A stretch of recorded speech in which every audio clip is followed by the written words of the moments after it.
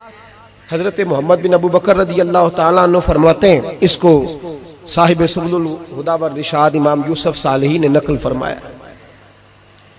कहते हैं कि मैं हुजूर के साथ एक जंग पे गया तो वापस हम आ रहे थे, तो उस जंग में बड़ी फतह हुई। 5वां हिस्सा माले गनीमत का हमने सरकार की बारगाह में नजराना पेश किया तो 80 ऊंट हुजूर के हिस्से में भी आए, इतना नफा मिला। वापस आ रहे थे तो एक जगह शाम का वक्त हो गया, कुछ इलाका अच्छा मिला तो हुजूर ने फरमाया सफर आगे ना करो, यहीं पड़ाव कर लो, पता नहीं आगे जाके कोई ऐसी अच्छी जगह मुयस्सर आए ना आए। हालांकि हुजूर सारा कुछ जानते हैं, पर तालीम उम्मत के लिए फरमाया यही। कहते खेमे लग गए, रुक गए। एक एक खेमे में 2-2 4-4 आदमी। फरमाते मेरे खेमे में हजरत मोहम्मद बिन अबू बकर जनाब अबू बकर के साहिबजादे, तो मेरे खेमे में जो सहाबी थे ना वो बड़े मोटे ताजे थे, बड़े वजूद उनका, बस्ततन फिल इल्म वल जिस्म, मोटे तगड़े। मगरिब की नमाज पढ़ने हम हुजूर अलैहिस्सलातु सलाम की बारगाह आली मर्तबत में हाजिर हुए। हुजूर के पीछे नमाज पढ़ी इक्तदा में। कहते नमाज मुकम्मल करके ना तो सहाबी का दिल किया मैं दस्तबोसी करूं। उस जमाने में लोग लकड़ी के जूते पहनते थे, खड़ाओं कहा जाता था। हुजूर के कदमैन शरीफैन पर नालैन मुकद्दस नहीं थे और हुजूर का वजूद ना बड़ा नाजुक था। सहाबा कहते हैं जब दस्ते मुबारक में हाथ मिलाते थे तो हुजूर का दस्ते मुबारक कस्तूरी से ज्यादा खुशबू वाला होता था और बर्फ से ज्यादा ठंडा होता था। तो फरमाते हैं हुजूर की बारगाह में ना नमाज के बाद जब सहाबा बिखरे तो वो भी आगे बढ़े सलाम। ये कुछ लोग आते हैं सलाम लेने, मुझे बड़ी तकलीफ होती है जब धक्के लगते हैं ना, तो मैं कहता हूँ यार ना आया करो, हम कौन सा कोई इतने एजाज वाले लोग, फिर धक्के लग। और कुछ इतनी मोहब्बत से सलाम लेते हैं, इतनी मोहब्बत से सलाम लेते हैं कि कई दफा जोड़ हिल जाते हैं, इतना जबरदस्त सलाम लेते हैं। वो पीछे खड़े होते हैं तो हाथ खींच लेते हैं। अब वो तबीयत भी नहीं चाहती कि किसी को कुछ कहा जाए, लेकिन वो बाद में महसूस होता है कि ये मोहब्बत हुई है और मोहब्बत में मामलात बड़े दूर निकल जाते हैं कई दफा।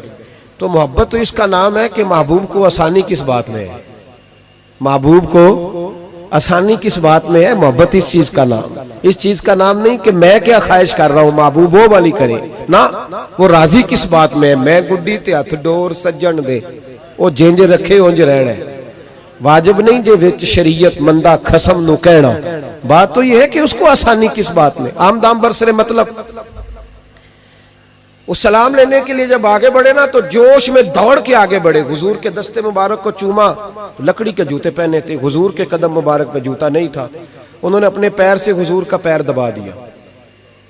तो जो है मेरी बात पर, ये बाटा के जूते पहनने वाला जब किसी का पैर दबाता है ना और बंदा भी तगड़ा हो तो एक दफा समझ आती है कि किसी ने पैर दबाया है। तो महबूब के दस्ते मुबारक में छड़ी रहती थी, सुन्नत मुबारक है छड़ी रखना, आसा मुबारक। जब उस सहाबी ने पैर दबाया ना तो नबी पाक, अब वो छोड़ भी नहीं रहे, देर हो गई, पैर पे पैर रख के खड़े, तो तकलीफ महसूस की। सरकार ने तो छड़ी पेट में चुभई, फरमाया यार मेरा पैर तो छोड़ दे। अब वो पीछे हटे तो बड़े परेशान हुए कि ये मुझसे क्या हो गया, कांपने लगे, रोने लगे। हुजूर ने फरमाया कोई बात नहीं जाओ। सहाबा ने भी जरा घूर के देखा, महबूब नीचे बैठ गए, अपना कदम मुबारक दबाया। हजरत मोहम्मद बिन अबू बकर कहते हैं हम अपने खेमे में हम लोग चले गए। इशा की नमाज भी हुजूर के पीछे पड़ी, पर वो सहाबी सारी रात सो नहीं सके। यार ये मुझसे क्या हो गया, गिरा जो उनकी निगाह से वो संभल नहीं सकता। मैंने हुजूर को तकलीफ दी, महबूब को तकलीफ दी। कहते वो तड़पने लगे, रोने लगे।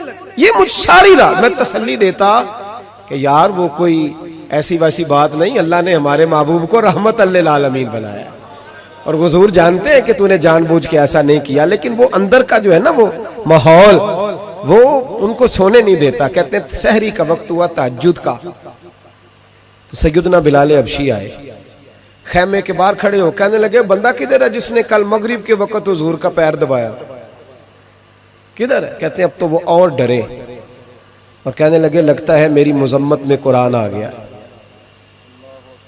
महबूब की गैर इरादी बेअदबी भी अल्लाह को पसंद नहीं।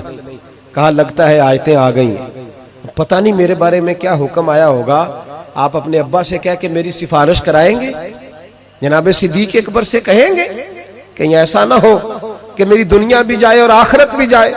कहते तड़पते सिसकते दरे रसूल पे पहुंचे, सहरी का वक्त, हुजूर तशरीफ फरमा है। कहते अब मैं और वो मुंतजिर थे कि कोई ऐसा हुक्म आएगा। पता नहीं क्या बनेगा और उस हुक्म के मामले में फिर कहां तक बात जाएगी।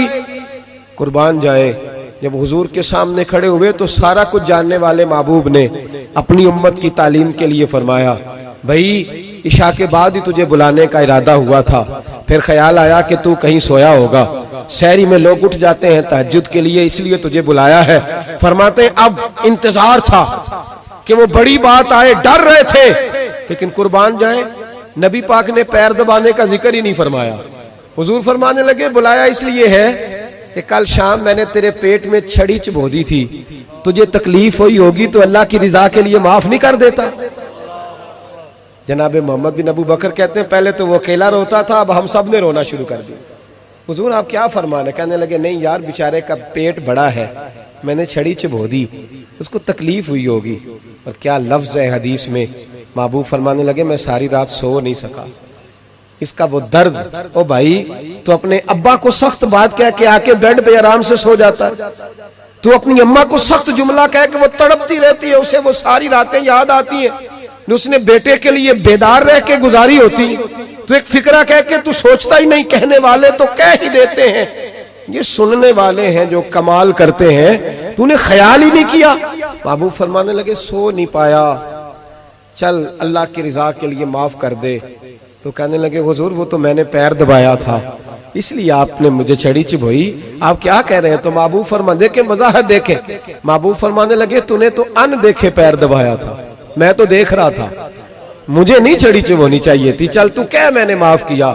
तो अर्ज करने लगे हुजूर जिस तरह आप राजी हैं मैं भी उसी तरह ही राजी हूँ। महबूब फरमाने लगे तू तो राजी है पर मैं नहीं अभी राजी। हुजूर आप कैसे राजी होते हैं? फरमाया जी 80 ऊंट मेरे हिस्से में आए हैं, अगर तू सारे तोहफे में कबूल करे तो मैं राजी हो जाऊंगा, तोहफे में रख ले सारे। कौन देता है देने को, फाजिल बरेलवी का अंदाज में जरा देखिए, कौन देता है देने को, इसका पंजाबी तर्जुमा है कि कौन देता है, देना वास्ते जिगरा चाहिए, कौन देता है देने को, मुंह चाहिए, देने वाला है सच्चा हमारा। और